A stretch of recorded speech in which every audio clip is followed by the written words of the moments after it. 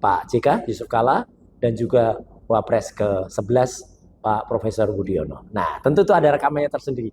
Dan lihat bagaimana antusias ya para bapak-bapak dan ibu-ibu anggota Kabinet Indonesia Bersatu dan Indonesia Bersatu jilid 1 dan jilid 2 yang kemudian masih setia juga bersama kita ya dan mengikuti perkembangan sampai sejauh ini.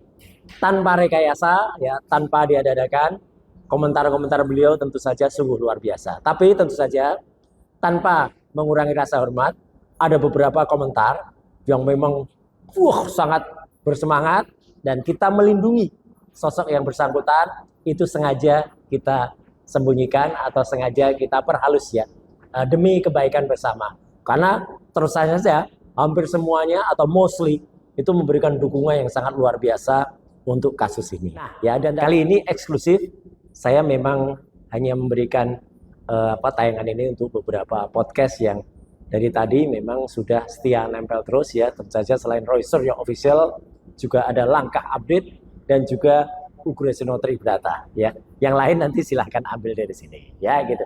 Nah, beberapa jam yang lalu ya, beberapa saat yang lalu saya baru saja menghadiri sebuah pertemuan yang luar biasa.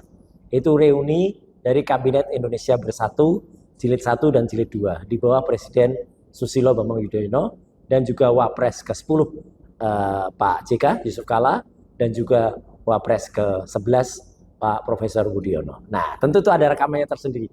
Dan lihat bagaimana antusias ya para bapak-bapak dan ibu-ibu anggota Kabinet Indonesia Bersatu dan Indonesia Bersatu jilid 1 dan jilid 2 yang kemudian masih setia juga bersama kita ya dan mengikuti perkembangan sampai sejauh ini.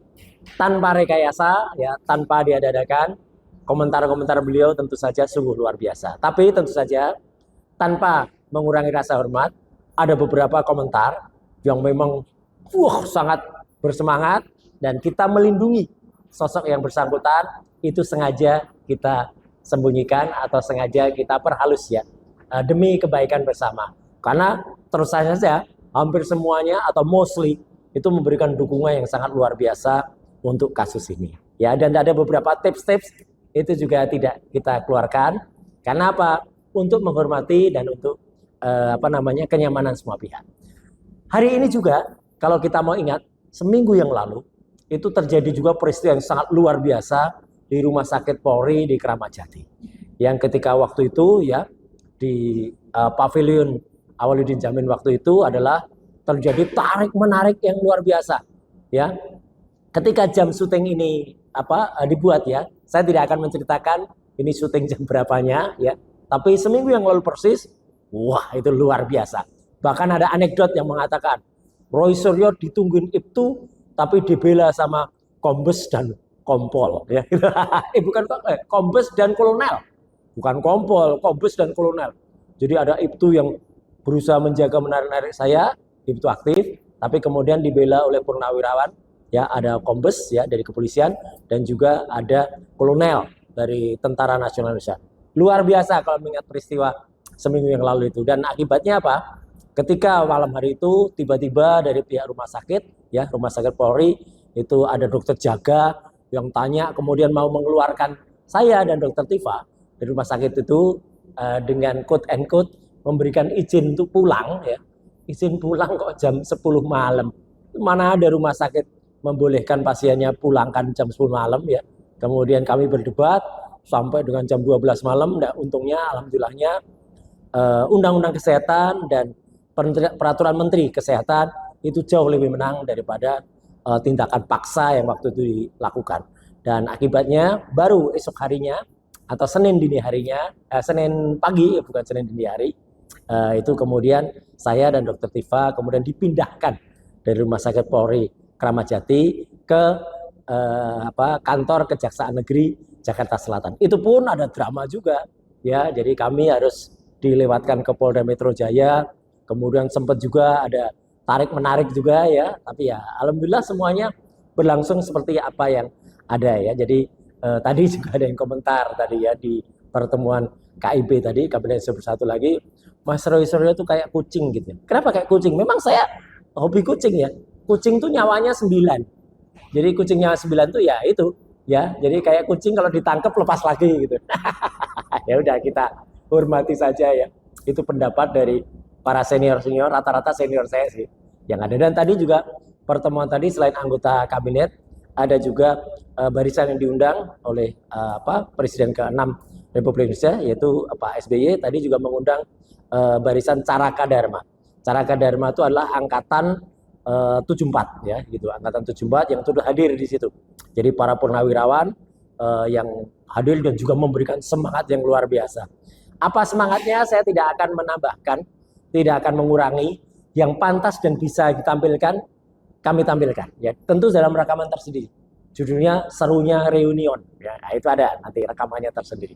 Tapi sekali lagi saya bilang, kalau ada yang sifatnya sangat-sangat kemudian menohok ya, atau mungkin terlalu keras ya, atau mungkin terlalu bersemangat, yaitu kemudian kita perhalus demi apa? Demi kebaikan bersama. Nah, beberapa jam lagi ya, itu kita akan memasuki, nanti teman-teman akan melihat ya, bahwa jam 9 tepatnya di Pengadilan Negeri Jakarta Selatan akan berlangsung sidang pra-peradilan, prapit ya, terhadap tentu saja yang kami prapit itu sebenarnya adalah Polda Metro Jaya. Wabil khusus lagi adalah di Reskrim Polda Metro Jaya dan juga pelaksana di lapangannya, yaitu Kanit yang kemudian melakukan eksekusi ya seminggu yang lalu atau bahkan Jumat 10 hari yang lalu, ketika kemudian terjadi penangkapan yang brutal. Sekali lagi saya mengatakan, penangkapan yang brutal di rumah saya oleh para petugas kepolisian. Kenapa brutal? Karena itu benar-benar tidak sesuai dengan KUHP ya. Sudah dipastikan ya, tidak ada izin RT atau RW. Ini clear banget ya. Sudah dipastikan tidak ada izin RT atau RW. Karena kami sudah mendapatkan keterangan dari rukun tetangga dan rukun warga setempat, petugas yang datang itu tidak lapor kepada RT atau RW. Ya, nah itu jelas banget ya. Dan kami sudah antisipasi, andai kata akan ada backdate, misalnya mereka datang untuk membuat RT atau RW itu tanda tangan. Kalau ada tanda tangan, berarti backdate. Karena saya sudah mengumpulkan keterangan dan itu akan menjadi bukti nanti ketika sidang prapit, mereka tidak meminta izin kepada RT atau RW setempat. Ya. Mereka pun ketika datang ke Satpam itu langsung datang menunjukkan surat dengan cepat, kami polisi, petugas, kemudian langsung mengajak 2 Satpam. Jadi Satpam itu tidak sempat membaca suratnya juga, ya itu kata petugas Satpam sudah. Yang kemudian saya mintain keterangan ya, kejadian pada hari Jumat pagi 2 minggu yang lalu itu ya, itu yang terjadi begitu, bukan Jumat kemarin ya, tapi Jumat seminggu sebelumnya. Ketika datang penangkapan terhadap saya di rumah saya di kawasan Tangerang ya gitu, di Tangerang Selatan. Jadi itu jelas-jelas betul ya. Itu pelanggaran yang sangat luar biasa. Belum lagi ketika masuk rumah ya.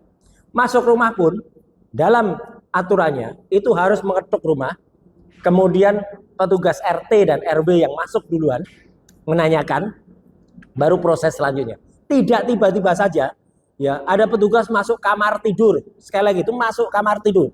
Ya, ketika melewati saya di kamar kerja, kebetulan kamar kerja saya memang berbeda dengan kamar tidur, tapi sebenarnya ada jalan tembus ya. Ya, tiba-tiba saya mendengar istri saya teriak memanggil nama saya. Jadi saya kaget sekali. Saya keluar, ternyata petugas-petugas itu sudah ada masuk kamar tidur. Ini kan kejahatan yang luar biasa. Saya bilang ini kejahatan. Mana ada kasus pencemaran nama baik dan fitnah kok sampai penangkapannya seperti teroris? Atau saya mengatakan bahwa penangkapannya seperti peristiwa G30 SPKI. Ya, ketika para jenderal-jenderal itu didatangi oleh Cakrabirawa.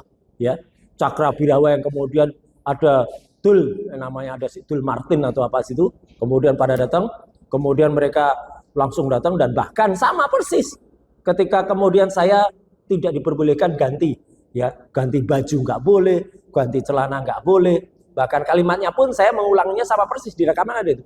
Ketika mereka bilang saya mau cuci muka, ya saya mau mandi, saya tidak diperbolehkan, saya waktu itu bilang saya mau mandi, nggak boleh Pak. Minimal cuci muka toh, gitu. Lihat kalau Anda lihat nonton film G30 PKI ada kalimat itu.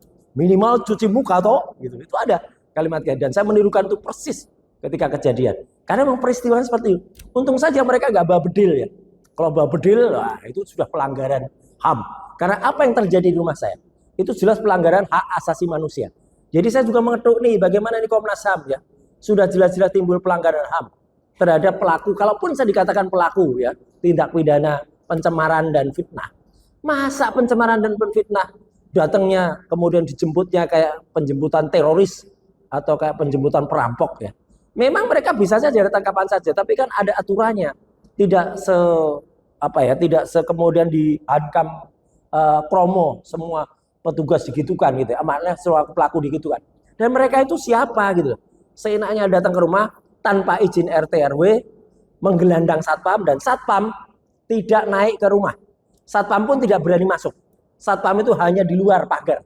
Satpam masih hormat itu ya, masih luar biasa. Satpam-satpam itu tidak ada 2 satpam, itu hanya di luar. Dan itulah yang kemudian kita masukkan ke dalam pra peradilan. Jadi kami memaklumi ya, tim hukum kami Pak Refli Harun, Pak Abdul Ghafur Sangaji, dan kawan-kawan dari Tokham ya, karena Prapit ini memang digawangi oleh Tokham ya, tim hukum saya yang lain nanti akan bersiap ketika nanti Tokham dan TAK itu nanti akan bersiap untuk sidang materi pokoknya ya, seperti yang nanti Dr. Tifa tanggal 2 Juli itu akan melaksanakan. Nah, sementara untuk Prapit itu akan dihandle oleh Tokham. Jadi tentu saja ini juga informasi untuk para media. Kalau Anda ingin mengkonfirmasi apa yang terjadi di pra peradilan di Pengadilan Negeri Jakarta Selatan beberapa jam lagi, ya silakan Anda tanya ke tim hukum Tokham, ya, yang itu yang menangani ini. Tim TAKA memang tidak menangani ini. Jadi saya hormat karena tim TAKA ya di bawah Pak Petrus Celestinus dan juga di situ ada Pak Ahmad Kosinudin.